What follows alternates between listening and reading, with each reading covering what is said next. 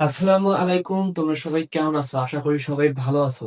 আজকে আমরা রসায়নের একটি গুরুত্বপূর্ণ টপিক নিয়ে আলোচনা করব, যার নাম হচ্ছে পরমাণুর ইলেকট্রন বিন্যাস। এই পরমাণুর ইলেকট্রন বিন্যাসকে রসায়নের অনেক কাজ রয়েছে। তোমরা দেখবা চতুর্থ অধ্যায় পর্যায় সারণী কিন্তু মূল ভিত্তি বলা হয় এই ইলেকট্রন বিন্যাসকে। যদি আমরা ইলেকট্রন বিন্যাস না পারি, তাহলে তৃতীয়, চতুর্থ, পঞ্চম এই অধ্যায়গুলোতে কিন্তু আমরা হাতও দিতে পারবো না। আর বলতে গেলে পুরা রসায়ন বই এর উপরেই দাঁড়িয়ে, কিন্তু কারণ দেখো, বিভিন্ন যৌগ যখন আমরা করি, তখন কিন্তু আমাদের যোজনীর প্রয়োজন হয়। যোজনী দিয়ে আমাদের যৌগ বিক্রিয়াগুলো করতে হয়। আর এই যোজনী কিন্তু জানা যায় ইলেকট্রন বিন্যাসের মাধ্যমে। তো চলো আজকে শিখে নেই আমরা পরমাণুর ইলেকট্রন বিন্যাস। তো পরমাণুর ইলেকট্রন বিন্যাস শেখার জন্য প্রথমেই আমাদের প্রয়োজন হচ্ছে জানা পরমাণুটা কি। পরমাণু পরমাণু হচ্ছে কোনো মৌলিক পদার্থের ক্ষুদ্রতম কণা, যার মধ্যে মৌলের গুণাগুণ বর্তমান। আবারও বলতেছি, পরমাণু হলো কোনো মৌলিক পদার্থের ক্ষুদ্রতম কণা, যার মধ্যে ওই মৌলের গুণাগুণ বর্তমান। তো এক্সাম্পল দেখো, মনে করো একটা গ্যাসের সিলিন্ডার, অক্সিজেন গ্যাস মনে করো। একটা সিলিন্ডারের মধ্যে তুমি অনেক কিন্তু গ্যাস থাকে। ওই গ্যাসের যে ধর্ম, এবং তুমি অক্সিজেনের মাত্র একটা অণু নিবা, দেখবা একই ধর্ম। ওইটা যদি তোমরা ছেড়ে দাও, দেখবা যে বাতাসের সাথে বেরিয়ে যাচ্ছে। আবার যদি একটা অণুকে ছেড়ে দাও, তাও দেখবা কিন্তু বেরিয়ে যাচ্ছে। তাহলে ওই পুরা অক্সিজেন সিলিন্ডারটার মধ্যে ক্ষুদ্রতম কণা কোনটা? একটা অক্সিজেন পরমাণু, অক্সিজেন। ওকে, তো আমরা বুঝলাম যে পরমাণুটা কি। এরপরে যেহেতু আমরা কিসের বিন্যাস করব? ইলেকট্রনের বিন্যাস করব। তো এখন জানা আছে যে ইলেকট্রনটা কি। ইলেকট্রন হচ্ছে পরমাণুর মৌলিক কণিকা। ইলেকট্রন হলো পরমাণুর মৌলিক কণিকা, যার আধাঙ্ক চার্জ ঋণাত্মক। তাহলে ইলেকট্রন কি? ইলেকট্রন ইলেকট্রন পরমাণুর একটা ক্ষুদ্রতম কণিকা। তোমরা হয়তোবা জানো যে একটি পরমাণুতে কিন্তু তিন ধরনের কণিকা থাকে: প্রোটন,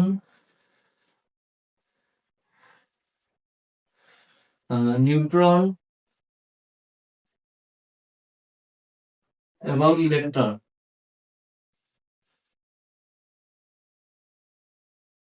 তো এই যে প্রোটন আছে, প্রোটন এবং নিউট্রন, এই দুটো কিন্তু অবস্থান করে পরমাণুর ভিতরে, মানে নিউক্লিয়াসে। এদের অবস্থান কোথায়? নিউক্লিয়াসে। আর এই যে ইলেকট্রন আছে, ইলেকট্রন হলো নিউক্লিয়াসের বাইরে বিভিন্ন কক্ষপথে। তো তোমাদের জন্য দেখাই, মনে করো যে এটা একটা নিউক্লিয়াস কোনো পরমাণুর। তো এই যে এই পরমাণুর ভেতরে কিছু কণিকা থাকে, মৌলিক কণিকা। এগুলো হলো প্রোটন এবং নিউট্রন। এই নিউট্রন কিন্তু চার্জ নিরপেক্ষ, এর কোনো চার্জ নেই, এর চার্জ নিরপেক্ষ। এবং প্রোটন হলো পজিটিভ, অর্থাৎ ধনাত্মক ধর্মী কণিকা। আর এই ইলেকট্রন হচ্ছে ঋণাত্মক, মাইনাস। একে প্রকাশ করা হয় ই মাইনাস দ্বারা, নিউট্রনকে প্রকাশ করা হয় এন দ্বারা, এবং প্রোটনকে প্রকাশ করা হয় পি দ্বারা। তো এই যে এর ভেতরে কিন্তু নিউট্রন এবং প্রোটন থাকে, এবং এর বাইরে বিভিন্ন বৃত্তাকার বা উপবৃত্তাকার কক্ষপথ রয়েছে। এই কক্ষপথের মধ্যে অবস্থান করে ইলেকট্রন। তো আমরা পর্যায়ক্রমে কিন্তু আজকে ইলেকট্রন বিন্যাসই শিখবো। তো একটু পরে আমরা ওখানে যাচ্ছি, ওখানে আরো ডিটেলসে বুঝবো, ঠিক আছে? এগুলো মুছে দেই। এরপরে এই যে আমরা যেহেতু ইলেকট্রন বিন্যাস করব, তো আমাদের ইলেকট্রনের সংখ্যা জানা দরকার পরমাণুর, অবশ্যই। তো এই ইলেকট্রনের সংখ্যা জানতে গেলে আমাদের জানতে হবে যে পারমাণবিক সংখ্যাটি কি। পারমাণবিক সংখ্যা, পারমাণবিক সংখ্যা। তো পারমাণবিক সংখ্যা কাকে বলে? কোন পরমাণুর একটি নিউক্লিয়াসে যে পরিমাণ প্রোটন থাকে, তাকে ওই পরমাণুর পারমাণবিক সংখ্যা বলে। আবার বলতেছি, কোন পরমাণুর একটি মাত্র নিউক্লিয়াসে যে পরিমাণ প্রোটন সংখ্যা থাকে, তাকে ওই পরমাণুর পারমাণবিক সংখ্যা বলে। আর তোমরা একটা কথা মনে রাখবা, অলওয়েজ পারমাণবিক সংখ্যা আহ,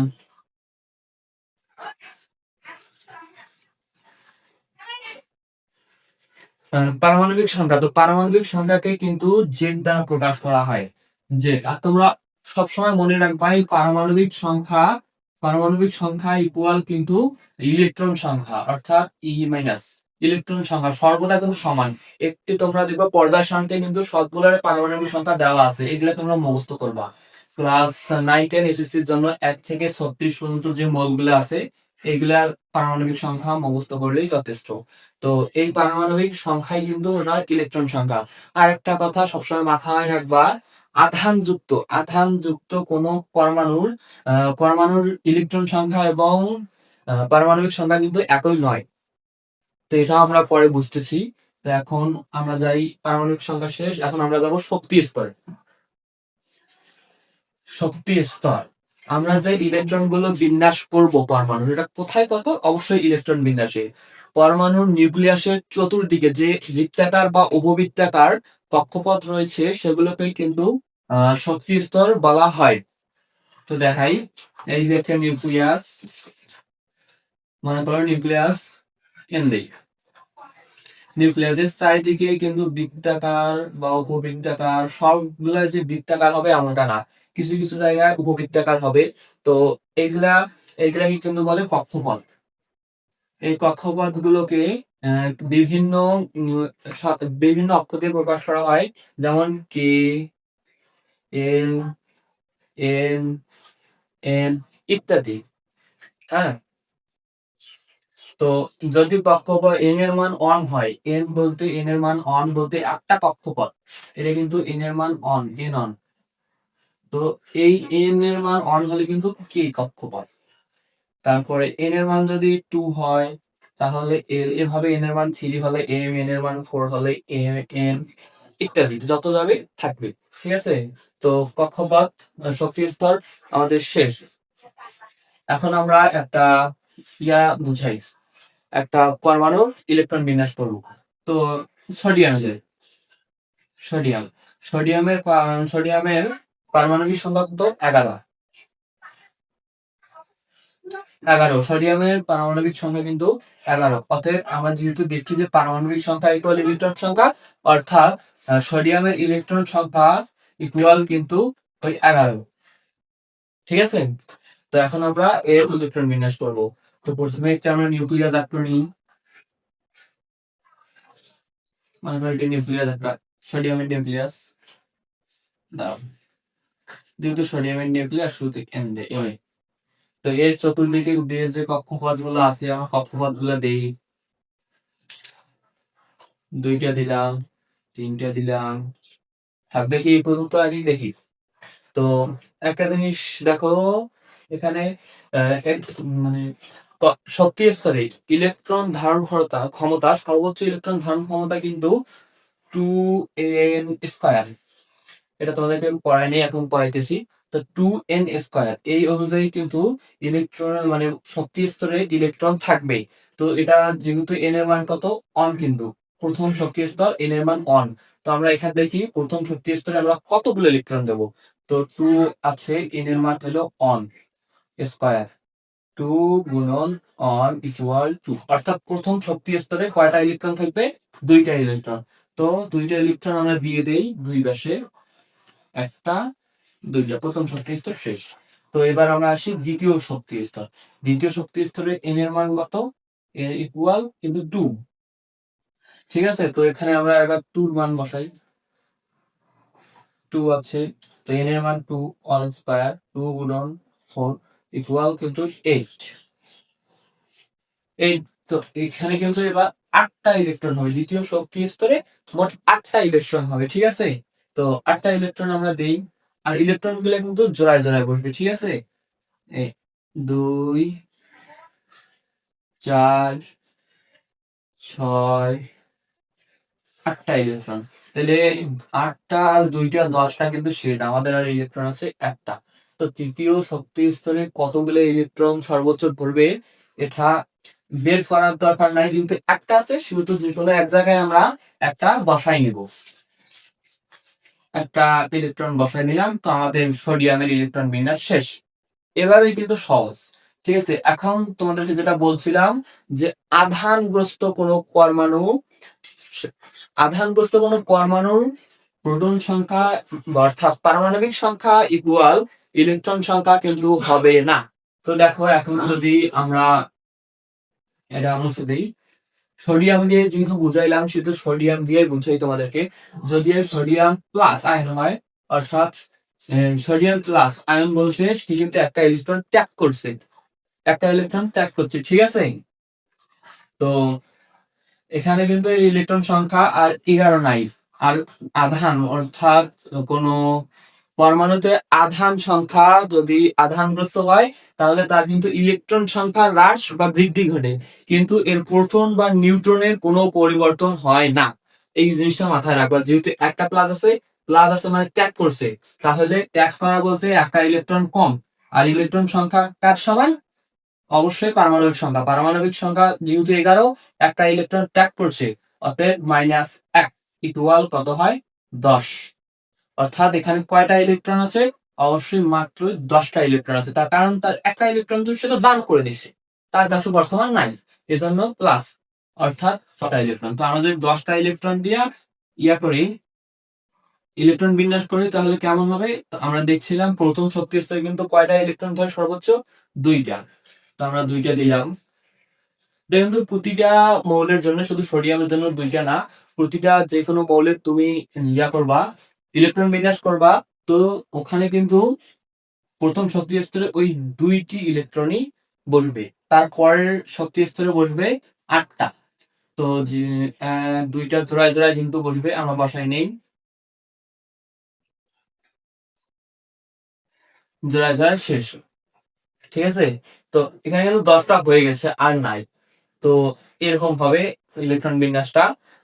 এখন যদি তুমি বলো যে ভাইয়া তাহলে অন্য একটা মৌল দিয়ে করা, তো একটা ক্লোরিন দিয়ে করেন, ঠিক আছে। এখানে বুঝবা, আরো ভালোভাবে বুঝার বিষয় আছে। ক্লোরিন কত? পারমাণবিক সংখ্যা 17।